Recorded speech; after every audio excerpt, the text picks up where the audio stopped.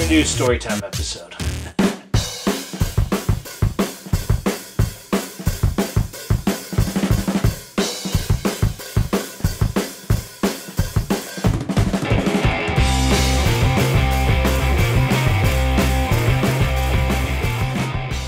And I'm gonna tell you guys about some of my favorite games on my favorite system. These are games that I grew up with that I played a lot of. So on Nintendo 64 was my jam back in the day, and we were poor and we didn't have a lot of video games. We actually rented a lot from Blockbuster Video. We'd rent the systems, but luckily my mom worked there, so she got to take home systems on the weekends for a long time. We didn't actually get our first home game system until I was probably about 10 when the 64 came out. And I remember getting it for Christmas with Banjo-Kazooie. And it was like the coolest thing ever. So, anywho, that's what we're going to talk about today. Talk about some of the games that I have the most nostalgic feelings for on Nintendo 64. So sit back, relax, grab your popcorn, and get ready to travel back in time with me. Alright. So first, Nintendo 64, I got one about when it came out, maybe a little while after. Me and my sister played it all the time up until I was probably even in high school, throughout most of high school even. And heck man, I brought it with me to college. We played more in college. I really haven't quit playing my Nintendo 64 since.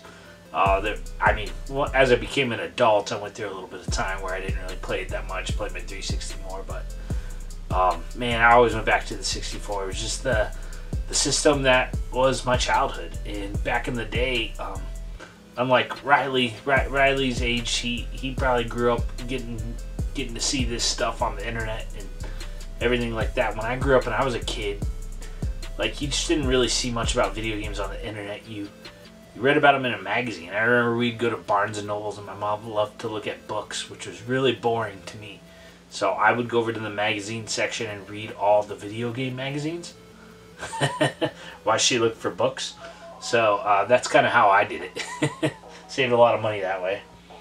But anywho, let's get to it. The first one I want to talk about is Perfect Dark. Perfect Dark's great. It's a lot like 007. It's made by Rare. This is a really fun game. The only thing that irritated me was I love the combat in it. It's not so much, to me, it wasn't more about the story. I like to play just killing all the different sims and the different AI, play with a friend. Some of the guns had really cool things like the far side that could shoot through walls. The grenades had like a pinball effect too. If you use the secondary option on the grenades, it was like a pinball grenade. It'd bounce around until it hit somebody. There was also, like, some of the sims that would make you so upset. One was called Fist Sim, and if you got hit in this game, it was like you went blind or got super duper drunk.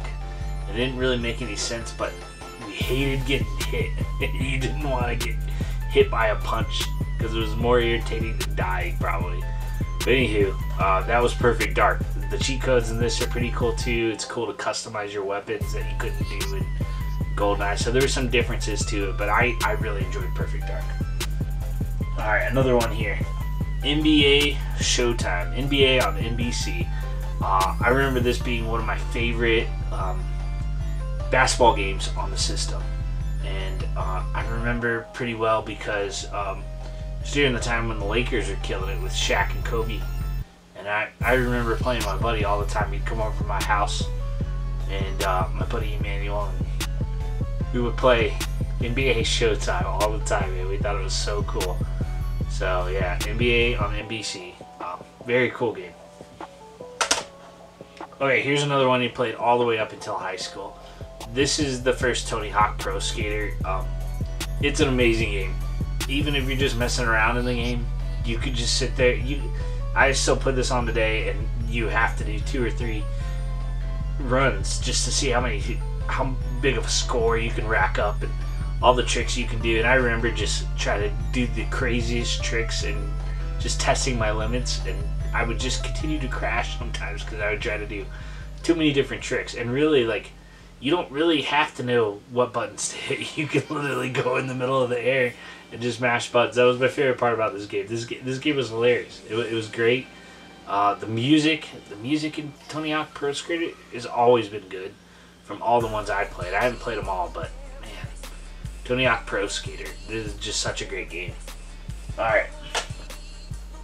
As I was saying, when we first got the system, I remember the first game that we got with it, I believe, was Banjo-Kazooie. I think my mom got this probably at the Blockbuster she worked at. So it probably wasn't this cart. But yeah, we would get a lot of, and that's why you'll see on some of these Blockbuster used to write like PBT or BBV on the, I'll take a picture of this so you guys can see, on the cartridge or on the back.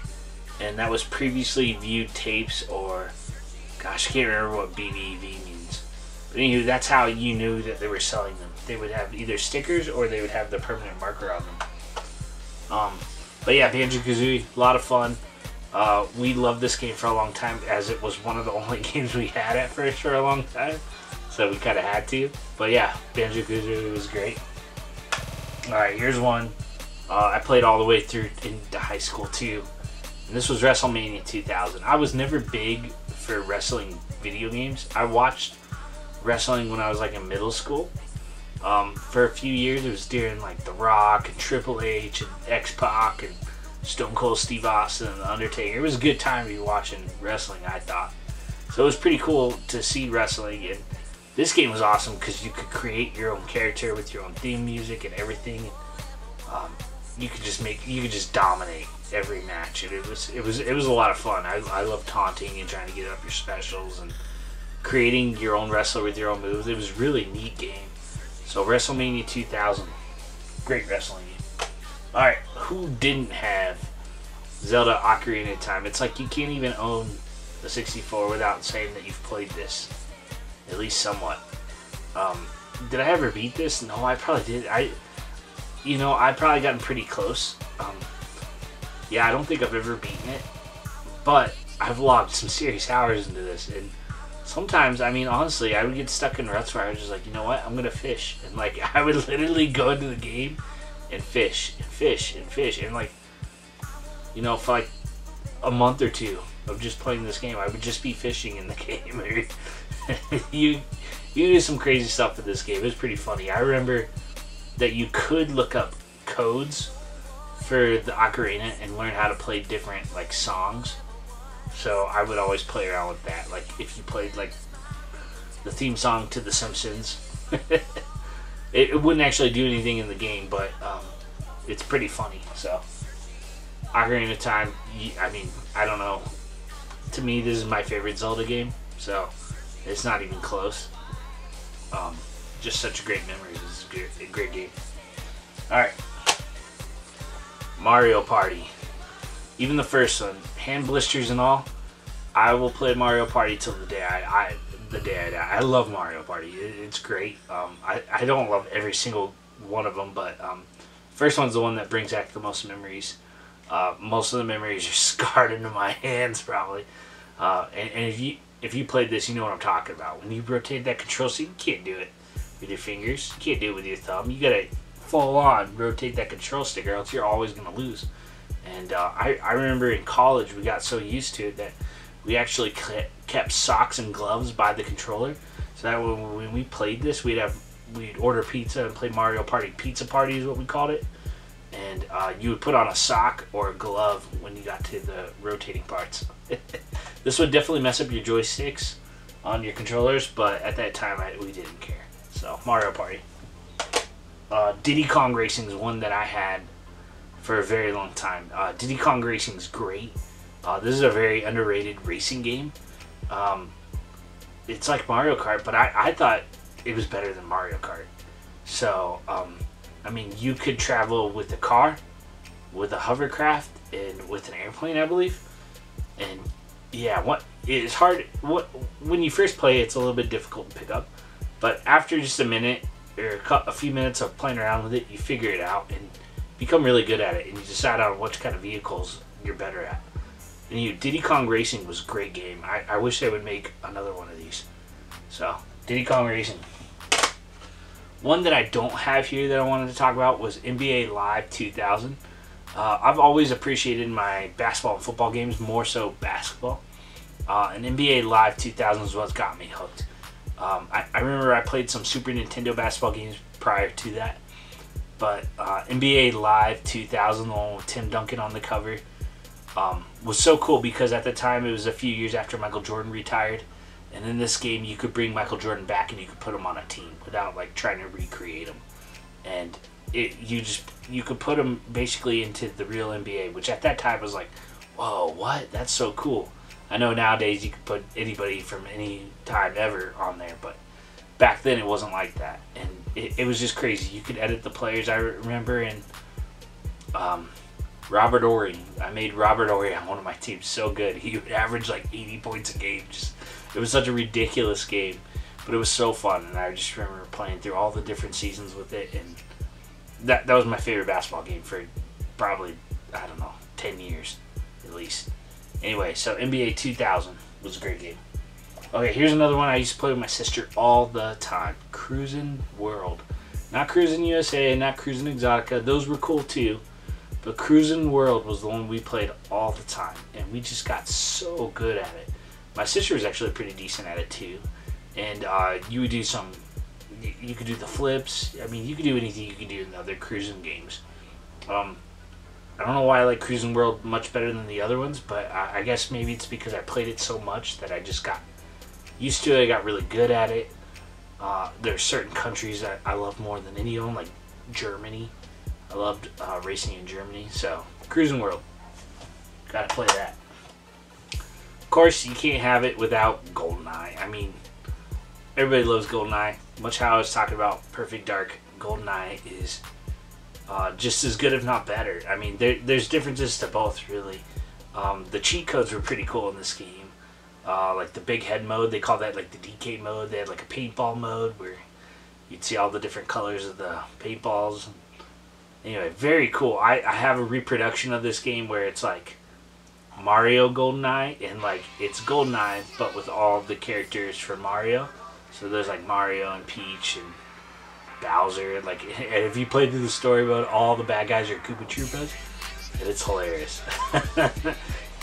Yeah, so this is one you don't hear a whole lot about. You could play through it by yourself or solo. This was Fighting Force, and you could play as any one of like the 4 big characters, I think. This was a really good, just kind of like a beat 'em up game, I guess. I guess that's how you'd say that. I haven't played this in a long time, in all honesty. But Fighting Force was something I remember playing back in the day all the time, and I love Fighting Force. Nobody ever heard about it. So, do yourselves a favor and check out Fighting Force. It's pretty cool. You must be 13 years or older, of course. Alright, let's see here. Well, it's time we come down to, but of course you gotta have Super Smash Brothers on the list. I loved Super Smash Brothers from the minute it came out. I still, I played the other Smash Brothers and I get destroyed at them. But Super Smash Brothers on the 64, I was pretty decent at. And I remember me and my buddy, we would come home after school every day, me and my buddy Kalen, and we'd go to his house and we'd pop this in and we would just play and play and play. And I feel like that went on for years. This game's gotten so much use. It's crazy. I always liked to be Mario. He always kind of went back and forth between Kirby. He really liked Kirby for a long time. And Pikachu, I think, is who his characters were. And yeah, you would just destroy people. I loved going through the story mode. I had it all figured out. The items were really cool. We used to do battles where we just turned the items on and all we would use is Pokeballs. We weren't allowed to hit each other. And we would just throw Pokeballs at each other and see who could win. We would do stupid stuff like that all the time. Super Smash Brothers is just such a great game. They're all the Smash Brothers are good, I think. This one just happens to be my favorite. It's probably for nostalgic reasons. Just playing this all the time. We would smoke each other. Kalen had a bad temper sometimes and would throw his controller on the ground, and then we'd have to go pawn some other games or controllers or something to pay for another controller. So we used to do that all the time as kids. We'd go trade in stuff like that. And, you know, small pawn shop here in Montana, they didn't care, you know. But yeah, we did what we could to get more controllers because we always needed them. Kid always had a tipper on him when he lost. Anyway, Super Smash Brothers, great game. Man, I don't know what else to say about it. It's just such a sweet game. So, okay. And last but certainly not least, I don't know how many people know about this game. I know collectors are kind of more after this game. I had this game growing up and nobody knew what it was unless they came over to my house and played. Like, just nobody played this game when I was younger. My mom got it from Blockbuster, obviously because she worked there. And honestly, I think she just bought it because it was so cheap because nobody was buying them in her store. So, yeah, and that game, Snowboard Kids. Snowboard Kids is amazing. Snowboard Kids is like Mario Kart, but with kids on snowboards. And there was like different kinds of kids. There was one kid that was bigger, and he was really fast, but he couldn't turn because he was kind of large, you know. And there was like the good overall kid. There was like the rotten preppy kid, and they all had special kind of like abilities. And some could do tricks better, some could go faster, some were stronger. But it was really cool. The weapons in the game were awesome, much like Mario Kart. And you just go down the ski hill, and like I never cared much about skiing, but this is just such a fun game. So I have Snowboard Kids too, also, but this is the one that I probably played more so than any. And both of the Snowboard Kids games are great. If I had to recommend, I don't know, 10 games on the system, you know, or even 5 games on the system, I still think this would be one of the games I would recommend, especially if you're playing with like your friends or anybody else too. The 64 was just such a great party system. So it was cool that it had 4 players. Like at that time, that was a big deal because most of the systems prior to, I think most all of them were 2 players or less. So unless you had like some special hookup to it, but yeah, Snowboard Kids, man, I can't say enough good things about this. I'll have to play this again soon. I gotta see if Riley's played this because if he has, I gotta teach him a thing or two at this because Snowboard Kids is just, it's a great game. Anywho, alright, so done with story time. That's me just reliving my childhood in front of you. Yeah, Nintendo 64 was my favorite system. I just couldn't put it down. It was so great. So you guys have to comment down below what you guys thought some of your favorite games were on some of the systems you grew up with. I know some of you are probably younger than me, some of you are probably older than me. Yeah, you gotta let me know. 64 was just the system I got hooked on, so. Anywho, it was nice chatting. This is the end. Bye.